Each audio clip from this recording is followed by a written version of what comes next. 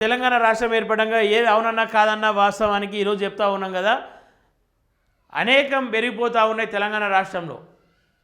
నిరుద్యోగులను అరెస్టులు చేస్తూ ఉన్నారు, లాఠీ చార్జ్ చేస్తూ ఉన్నారు, విద్యార్థులను రోడ్లపైకి రాణిస్తలేరు.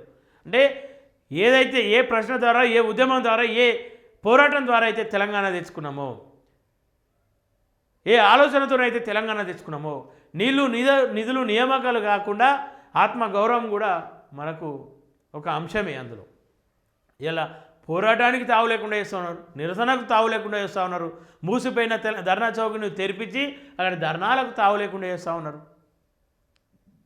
ఇలా నిరుద్యోగులు మెరుపు ధర్నా అని చెప్పి చూస్తే పోలీసులు బలగాలు మోహరించిన వెనక్కి తగ్గని యువత అశోక్ నగర్లో ఆదివారం రాత్రి ఆందోళన, రోడ్లపై బైఠాయింపు, కాంగ్రెస్ ప్రభుత్వానికి వ్యతిరేకంగా నినాదాలు, పలువురు అరెస్ట్ అని చెప్పి చూస్తూ ఉన్నాం. ఈ వార్తలు ఎందుకని చెప్పేసి వేరే పేపర్లో రావట్లేదు. సరే, నమస్తే తెలంగాణ మంచి పేపర్ అని చెప్పేసి నేను అన్నా, కానీ చెప్తా ఉన్నా కొద్దో గొప్ప ఇప్పుడు సమస్యలపైన నమస్తే తెలంగాణ పనిచేస్తుంది, రెచ్చగొట్టే ప్రయత్నం కూడా చేస్తుంది, కానీ చూపిస్తుంది. 100%లో 70% అవాస్తవం కావచ్చు, కానీ 30% అయితే వాస్తవం. మిగతా పేపర్లో సమస్యలపైన ఇస్తలేరు. వీటి ఏది కూడా ఇబ్బందికరంగా ఉంది. ఇది ఖచ్చితంగా నిరుద్యోగులకు అండగా నిలవాల్సిన ఈ ప్రభుత్వం, నిరుద్యోగుల వాళ్ళు ఏదైతే బస్సు యాత్ర చేపట్టారు మీకోసం, వాళ్ళు మీకోసం ధర్నాలు చేసిర్రు, మీకోసం రోడ్లు ఎక్కిర్రు, గ్రామం తిరిగిర్రు, కాళ్ళ ఎలా పడ్డరు.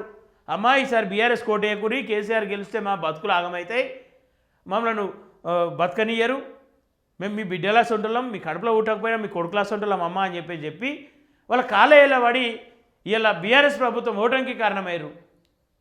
ఈరోజు కాంగ్రెస్ ప్రభుత్వాన్ని నిలిపిరు. వాళ్ళ కృతజ్ఞతగా మీరు వాళ్ళకు ఉద్యోగాలు ఇవ్వాలి కదా. వాళ్ళు ఏమన్నా మీ ఆస్తులు అడుగుతూ ఉన్నారా, లేదంటే నామినేటెడ్ పదవులు ఇయ్యరని చెప్పేసి అడుగుతూ ఉన్నారా? ఉద్యోగాలు ఇయ్యరు వాళ్ళకు. ఈ ప్రైవేట్ రంగం మీరు ఇస్తా అన్న 2 లక్షల ఉద్యోగాలు భర్తీ చేసి ఇవే ఉన్నాయి ప్రభుత్వ రంగంలో, ఇంకా లేవు, ప్రైవేట్ రంగం ఉంది, ప్రైవేట్ రంగంలో మేము చెప్తాం, మేము మాట్లాడతాం, ఖచ్చితంగా స్థానికులకే ఉద్యోగాలు రావాలని చెప్పేసి ఆ స్థానికులకు ఉద్యోగాలు కలిపిరి.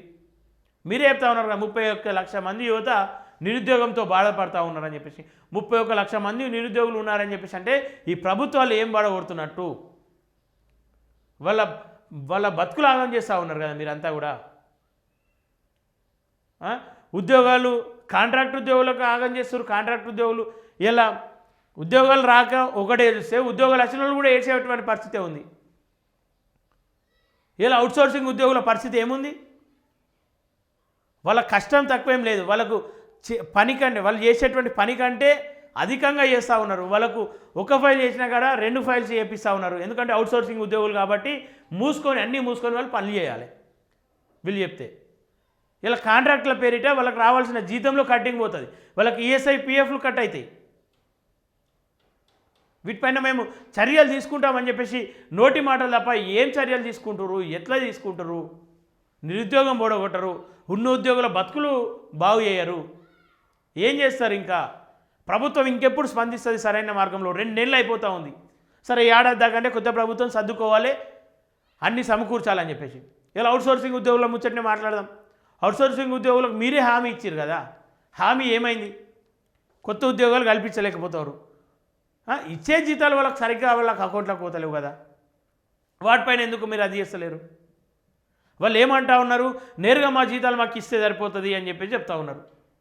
అట్లా ఇస్తే దాదాపు 4 నుండి 5,000, 6,000 వరకు వాళ్ళకు లాభం చేకూరుస్తుంది ప్రతి నెలలో. సరే, వాళ్ళకు డైరెక్ట్ అకౌంట్లోకి వేయకపోవడం వల్ల ప్రభుత్వానికి ఏమైనా లాభం ఉందా అంటే అట్లా లాభం కూడా లేదు కదా. మధ్యలో అవుట్సోర్సింగ్ ఉద్యోగుల కాంట్రాక్టర్స్ ఎవరైతే ఉన్నారో వాళ్ళు దొబ్బి తింటూ ఉన్నారు. వాళ్ళు దొబ్బి తింటూ ఉంటే ఈ ప్రభుత్వానికి ఏం లాభం వస్తూ ఉంది? లంచాలు ఇస్తూ ఉన్నారా? ఏం చేస్తూ ఉంది? ప్రతి దానికి మౌనం పాటిస్తూ ఉన్నారు, అసలు సమాధానం చెప్పరు. ఇగో చేస్తున్నాం, అగో చేస్తున్నాం. ఎన్ని రోజులు చేస్తారు? ఇంకా 3 ఏళ్ళ పాటు చేసేటట్టున్నారు మీరు. ఈ చేసుడు పాడుగాను. ఖచ్చితంగా అవుట్సోర్సింగ్ ఉద్యోగుల సమస్య తొందరగా క్లియర్ చేయాలి. ఏదైతే జాబ్ క్యాలెండర్ అని చెప్పేసి అంటారో జాబ్ క్యాలెండర్ ఖచ్చితంగా త్వరగా రిలీజ్ చేయాలి. వాళ్ళు చాలా సందర్భాల్లో చూసినాం, మేము కూడా స్వయంగా అవుట్సోర్సింగ్ వాళ్ళని చూసినాం. వాళ్ళ బాధ కాదు అసలు. పేరుకో ఉద్యోగం కానీ ఇల్లంతా అప్పులే, గుండెంతా పోయేంత జబ్బులే, ఈఎస్ఐలు ఉండయి, పిఎఫ్లు ఉండయి, పని భారం పెరుగుతుంది, నిద్రలు ఉండయి, ప్రయాణాలు ఎక్కువ, ఆరోగ్యం మీద దెబ్బతింటుంది. అయినా సరే ఒకవేళ ఇష్టానుసారంగా లీవ్ తీసుకుంటే కట్టింగ్సు, ఆరోగ్యం బాగాలేదని లీవ్ తీసుకుంటే కట్టింగ్సు. కానీ ప్రభుత్వం నుండి వచ్చే అమౌంట్ కట్టింగ్స్తో రాదు, అదైతే బరాబర్ వస్తుంది. వాళ్ళకు ఆరోగ్య భద్రత లేదు, ఉద్యోగ భద్రత లేదు, ఉద్యోగ భద్రత కూడా లేదు. ఎప్పుడు ఒకవేళ కాంట్రాక్టర్ కానీ కోపం వచ్చిందనుకో ఆ వ్యక్తి పైన, నువ్వు అవసరం లేదు ఇంకొని తీసుకుంటా అని చెప్పేసి ఆయన తీసేస్తాడు. ఇన్ని రోజులు చేసిన ఎట్టి చాకరీ మొత్తం కూడా నీళ్ళ పాలు గంగపాలు. ఏం లాభం ఉంది వాళ్ళకు? ఇక విద్యార్థుల విషయానికి వస్తే అసలు సరైన విద్యనే అందుతలేదు. ప్రభుత్వ పాఠశాలలు మూసేస్తున్నారు, గతంలో మూసేసిర్రు. నువ్వన్నా మంచి ప్రయత్నం చెయ్యు, ప్రభుత్వ పాఠశాలను కాపాడురా నాయన అని చెప్పేసి నేను గద్దె మీద కూర్చుని పెడితే నువ్వు అదే తరహాలో. ఆకునూరు మురళి గారు పల్లె నిద్ర బడిబాట అని చెప్పేసి నిద్రలు చేసిండు, అక్కడ భోజనాలు చేసుకుంటూ అక్కడనే నిద్ర చేసిండు. ఇవాళ ఏం చేసిండో అర్థం కాదు. సరే ఆయన తప్పు పడడానికి లేదు, ప్రభుత్వం సరిగ్గా సహకరిస్తలేదు అని అనుకుంటున్నాం. ఇంకా కూడా ఆయన ప్రయత్నం చేస్తున్నాడని అనుకుంటున్నాం. ఆంధ్రాలో విద్యా వ్యవస్థను తీర్చిదిద్దిన అని చెప్పేసి గొప్పలు చెప్పుకునే ఆకునూరి ప్రవర్తన గొప్ప అని చెప్పేసి అనుకోను. చూపించారు ఆంధ్రాలో ఎంతో కొంత ఎడ్యుకేషన్ పాలసీ అనేది మెరుగుపడ్డది. కానీ తెలంగాణలో ఎందుకు చేయలేకపోతా ఉన్నారు? ప్రభుత్వం ఎందుకు సహకరించలేకపోతా ఉంది? ఇది ఖచ్చితంగా ఆలోచించాలి.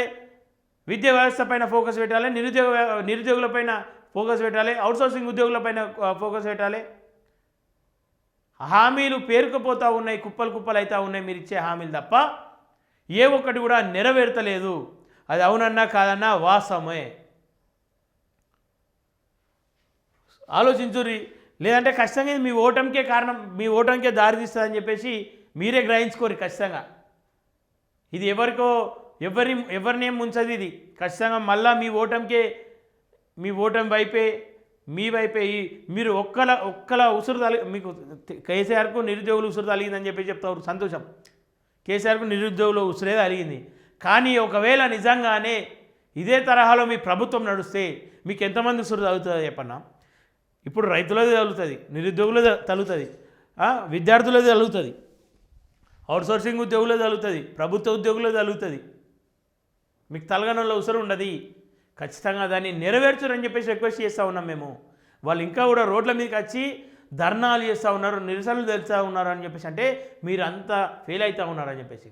అందులో పూర్తిగా రాజకీయ కోణం కూడా ఉండదని చెప్పేసి కానీ మీరు నిజంగానే అవుట్సోర్సింగ్ ఉద్యోగులకు, నిరుద్యోగులకు, విద్యార్థులకు, ప్రభుత్వ ఉద్యోగులకు సరైన రీతిలో మీరు పనిచేయగలిగితే అందులో ఏ రాజకీయం వచ్చినా అరే మేము చేసినాం భయ్ ఇది చూడుర్రి ఇంకెందుకు మీరు ధర్నాలు చేస్తూ ఉన్నారని చెప్పేసి ప్రభుత్వం పక్షం ఉండేటోళ్ళు కూడా ఉంటారు కదా. అందులో నిరుద్యోగుల్లో ఉంటారు, అవుట్సోర్సింగ్లో ఉంటారు, ఉద్యోగుల్లో ఉంటారు, ప్రతి వ్యవస్థలో ప్రభుత్వం నుండి కూడా ఉండేటోళ్ళు ఉంటారు. వాళ్ళే అంటారు ఏమటికి ధర్నాలు మనకు చేసింది మేలు చేసినాక కూడా ఇలా మనం ఇట్లా చేయడం సరైన పద్ధతి కాదని చెప్పేసి ఖచ్చితంగా వాళ్ళే అడ్డుకుంటారు. మీరు ఇదే ఖచ్చితంగా ఇదే కొనసాగిస్తే దారుణమైన పరిస్థితి ఏర్పడుతుంది. ఖచ్చితంగా కాంగ్రెస్కు ఈ స్థానిక ఎన్నికల్లో మీరు గెలిచామని చెప్పేసి విరోధిస్తూ ఉన్నారు. కానీ అది భయంతో చేసిన వాళ్ళు కొంతమంది, అభివృద్ధితో చేసిన వాళ్ళు కాదు, భయంతో చేసిన వాళ్ళే చాలామంది ఉన్నారు అందులో. ఎందుకని చెప్పేసి అంటే అరే ప్రభుత్వం వీళ్ళది పాడైంది, ఇలా సర్పంచ్ వేరేటోడు గెలిచింది అనుకో పనులు అయితే కావో, ఏమటికి పాడైంది ఇది, ఇక ప్రభుత్వంలో ఉన్నవానికి ఏదంతి, ఇలా బయటోనికి వేసిన వాడు ప్రభుత్వంలోకి నిధుల కోసం పోతాడేమో అని చెప్పేసి ఆ భయంతో వేసారు తప్ప ఇక కాంగ్రెస్ మాకు పీక్ పడగొట్టింది ఇక మేము కాంగ్రెస్కే గెలిపించుకుంటామని చెప్పేసి అయితే వేయలేరు. రేపు వచ్చే మున్సిపల్ ఎన్నికల్లో కూడా అదే పరిస్థితి నెలకొంటుంది. ఖచ్చితంగా మీరు ఏదో అభివృద్ధి చేస్తారని చెప్పేసి మీకు ఓటేయరు. అరే ప్రభుత్వంలో ఉంది ఏమైనా పనులు అయితే ఏమో, ఏమైనా అభివృద్ధి అవుతుందేమో అని చెప్పేసి భయంతోనో, లేదంటే వాళ్ళకి కానీ స్వార్థం ఉంటుంది. ఖచ్చితంగా ప్రజలకు కూడా స్వార్థం ఉంటుంది. అరే వాళ్ళు ఉంటేనే మాకు చేస్తారేమో, నిధులు వస్తాయేమో, మా గ్రామాన్ని ఎందుకు అది చేసుకోవద్దని చెప్పేసి, మా ప్రాంతాన్ని ఎందుకు, మా మున్సిపాలిటీని ఎందుకు అది చేసుకోవద్దని చెప్పేసి ఆలోచనలు ప్రజలు ఉంటారు. ఆ దిశగా ఖచ్చితంగా మీరు ఏదో అని చెప్పేసి అనుకుంటే మీరు బొక్కబోర్ల పడతారు. తస్మాత్ జాగ్రత్త.